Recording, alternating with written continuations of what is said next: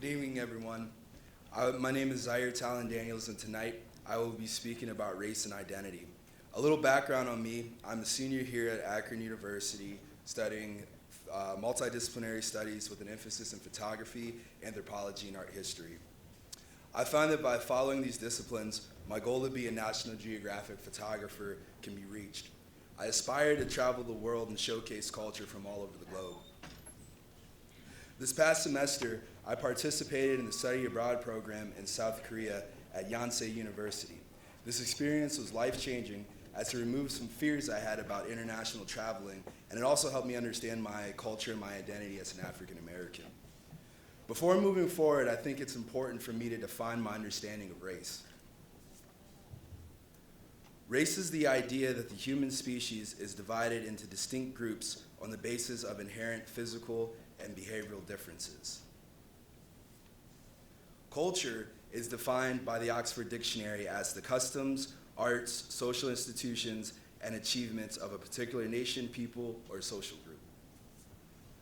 With that being said, let's get into the vernacular definition that's found in everyday American life. Race is the color of a person's skin. A person of color cannot escape the stereotypes and the traumatic historical identities that are associated with being non-white. In an act to define themselves, European explorers and aristocrats based much of their ideas about race steeped in European superiority, which left a lasting stain on the field of anthropology. From the 15th century onward, studying other cultures was, for the European, a way to elevate their achievements and ostracize those who had different ideas in the European narrative. The demonization of African culture and the forced conversion to the Eurocentric model of culture has left me without knowledge of my people's traditions and left us in a physical and an identity diaspora. How can I rationalize a pro-American, American-first ideology when capitalistic greed was the fuel for the Atlantic slave trade? This made me feel a huge disconnect with my American identity. Early in my college studies, I became fascinated with learning about my own African heritage and the lifeways of other groups from all over the world. I put special interest in learning about assimilation from smaller cultures into dominant cultures and the means by which a minority might hold on to their traditions when faced with this problematic situation. Currently, I have been photographing and reporting for the Double Strip magazine to showcase refugees and immigrant communities in Akron who still hold on to their traditions.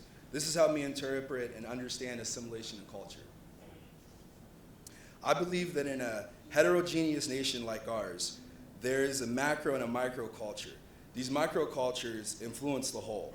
Every ethnic group or social group that has been established in America has brought with them their own traditions, which has helped the nation evolve. This can either help move the nation forward towards unity or halt the progress of peace. While being in Korea, I have finally had to come to terms with my American identity. I have met friends from all over the world there. We bonded over sports and beer, and we joked between our national stereotypes. For example, I had some friends from France, and we'd always say that they would eat snails all the time. Or a Muslim friend of mine, when we would go out to the bars, he wouldn't drink, and we would always joke with him to take his keys because he was too drunk. But in all the jokes, I realized that I had always embraced American culture unconsciously. I mean, I speak English, I follow Judeo-Christian morals, and I like Hollywood sometimes. Then I realized our nation is in its infancy compared to Europe and the Far East. The degree of unity found in these older nations didn't happen overnight. Centuries of brave individuals who saw cracks in the integrity of their nations all rose together to make a positive change. By learning to look past a person's skin color, race, or culture, we find something familiar.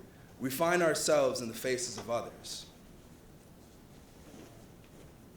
I'm thankful for having the opportunity to address the audience tonight as Black History Month draws to a close, because without these aforementioned champions of change, there would be no rethinking race today. Thank you.